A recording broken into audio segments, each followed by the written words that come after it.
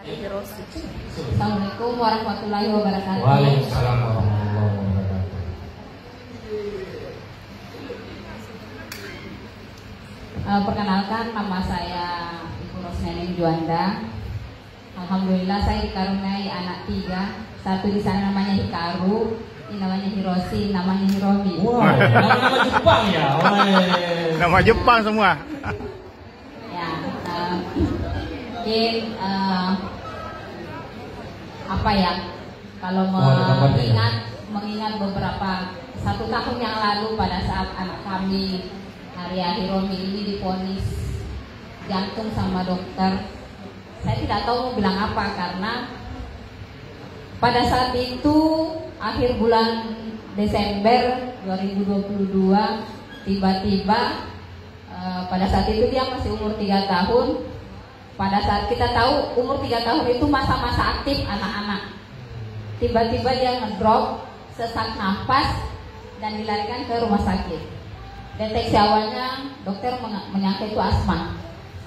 3 bulan diobati asma terus. Bapak Ibu bisa bayangkan, saya cuma 3 hari absen dari ruang ICU, masuk lagi ruang ICU.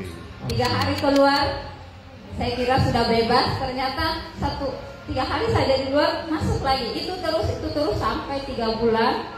Akhirnya dokter bilang coba kita screening jantung. Kenapa screening jantung, dok?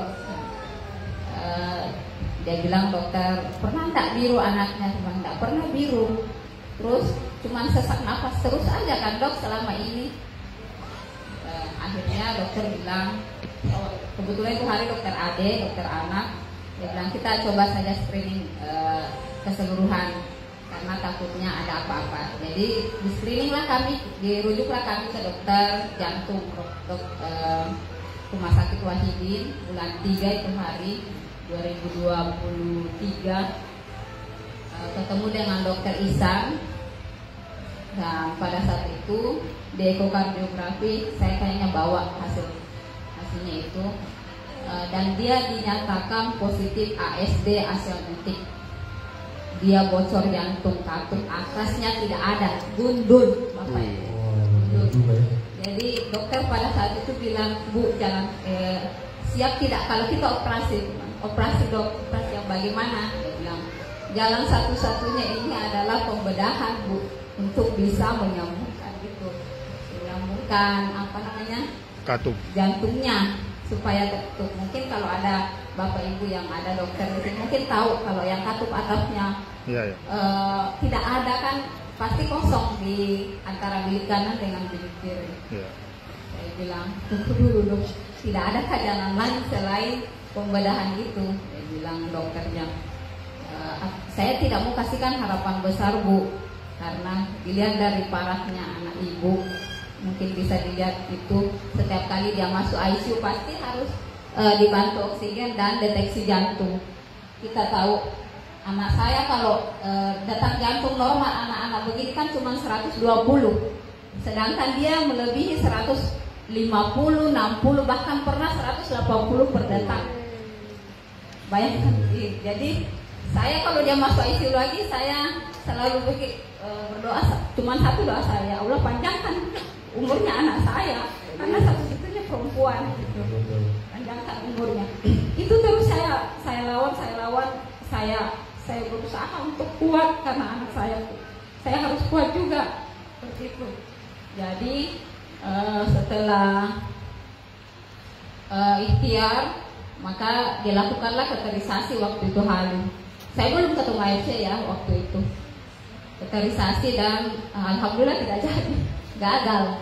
Kateterisasinya gagal karena memang betul-betul tidak ada untuk mengaitkan balon itu, apa sih namanya kalau istilah kedokteran itu yang kateterisasinya, tidak ada untuk mengaitkan itu.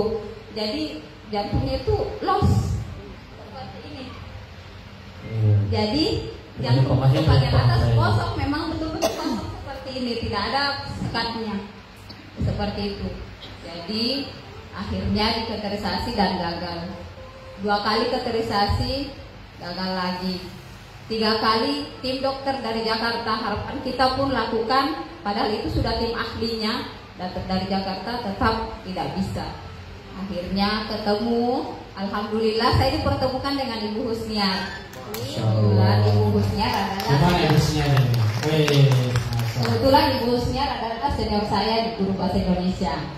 Di situ mungkin di situ jalannya dia perkenalkanlah dengan produk AFV ini. Mana amenya tadi Ami? Subsubarasi itu hari. Awalnya saya minum belum ada perubahannya 1 bulan. Saya belum ngeh perubahannya, belum ngeh. Tapi setelah saya 2 bulan, saya berpikir, udah kok anak saya nggak pernah lagi yang masuk rumah sakit. Itu nggak pernah lagi. Padahal kan tiap minggu pasti kita ICU, tiap minggu masuk ICU. Alhamdulillah berjalan seiring waktu. Terakhir di ekokardiografi dirujuk lagi ke dokter jantung pusat di Wahidin PJT, ketemu dengan dokter Julius Patiman. Dia bilang, dokter Julius Patiman, Bu, ini mustahil tumbuh keajaiban kalau mau tumbuh ini katupnya. Saya ingat sekali tuh kata-katanya waktu saya di ruangan itu, mustahil Bu ini tumbuh katupnya, harus pembedahan baru bisa. Tapi saya bilang, oh iya dok, insya Allah. Saya cuma bilang gitu, iya dok, insya Allah. Tapi saya tetap yakinkan di hati saya bahwa Allah pasti kasihkan jalan kalau saya berikhtiar, ikhtiar apapun, baik doa, obat, dan sebagainya. Nah, saya tetap yakin. Akhirnya berikhtiar dengan telepon Busnya, bagaimana ini Busnya? Dia bilang, yakinkan saja diri kita. Jadi saya mungkin 5 box kali ya, 6 box itu habis. Konsumsi. Ya, konsumsi ini SOP Subarasinya dia akhirnya berkurang jatahnya masuk di ICU. Berkurang jatahnya masuk ICU. Yang tadinya 1 minggu 1 kali berkurang menjadi 2 bulan 1 kali. Udah itu berkurang lagi menjadi 6 bulan 1 kali. Kemudian 1 tahun 1 kali. Terakhir dia Agustus kemarin. Dari jeda September 2023 nanti kena lagi di 2024 Agustus. Jaraknya itu lama ya. Alhamdulillah lama. Dan terakhir kami ekokardiografi bulan 2 2024 tanggal 27, Dokter Isan menyatakan bahwa ada tumbuh 4 mili. Wow. Saya alhamdulillah. Sampai Dokter Isan bilang, Bu, kalau misalnya ini tumbuh sampai 10 mili, saya berani pasang kateterisasi. Apa saya bilang, Dok, mari kita ikhtiar sama-sama. Kalau Allah mengizinkan dan tumbuh sampai 10 mili, saya biarkan, saya bersabar untuk menunggu dia tertutup secara sempurna. Saya mau itu dokter. Dokter Isan bilang, mari kita sama-sama.